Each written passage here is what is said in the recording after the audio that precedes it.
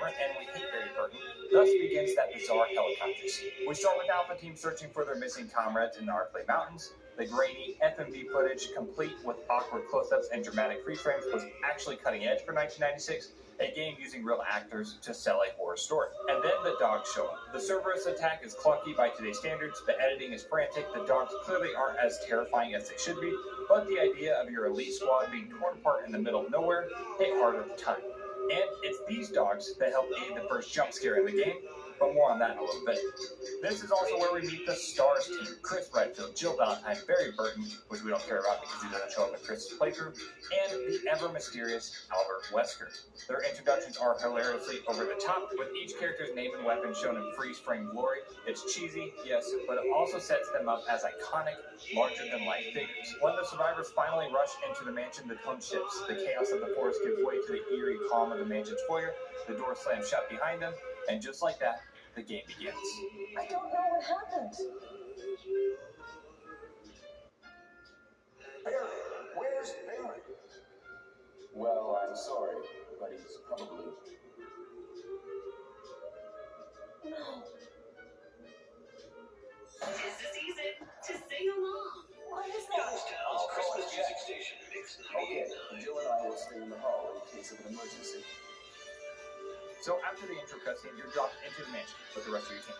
Right away, it's got that classic haunted house feel, big, echoey, and way too quiet for comfort. We lost Barry, and here, gunshot. Wesker sends us off to investigate, and that is when we're introduced to the very infamous door animations. They're incredibly long. There are so many of them. It's probably like a third of the whole game watching these animations alone. You can avoid them by playing the GOG version of the game, I believe. I believe they implemented a door skip animation in the GOG version. We are not playing the GOG version, however, so we will suffer through. We finally get to control the character, and it is here we are introduced to the tank controls. Up and down on the D-pad will move the character forward and backwards, while left and right turn the character. These controls aren't smooth or intuitive by today's standards. They're rather clunky and frustrating, but it adds a constant sense of vulnerability. Every fight feels tense, not because the enemies are unbeatable, but because your own movement is working against you. Combine that with fixed camera angles, and suddenly exploration itself becomes the horror. The mansion's cameras hide enemies around corners, forcing you to walk into the unknown. Sometimes you'll hear a zombie groaning before you see it. Other times you'll see its shadow before the monster itself. But you can also take advantage of these camera angles, like stopping just before a camera transition so you can shoot an enemy while at maximum distance. But shooting zombies costs ammo, a resource you don't have much of, so the unease never really goes away. We come across a grandfather clock and a wooden emblem.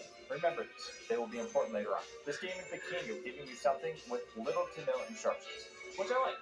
It encourages exploration and actually using your brain, which keeps you invested in the world. There is no yellow paint to take you out of the experience. There are no props. You press X to interact with things. So if you think it's interactable, simply press X on it. Again, it's not holding your hand, there is no tutorial, and you have to figure out the controls on your own. Exit the dining room into a hallway where you are blessed with this iconic scene.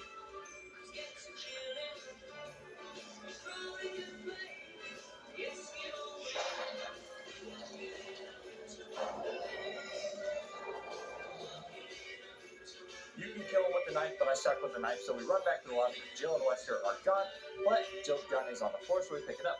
This brings us to the game's inventory. Chris has 6 inventory slots. You can see that on the right side.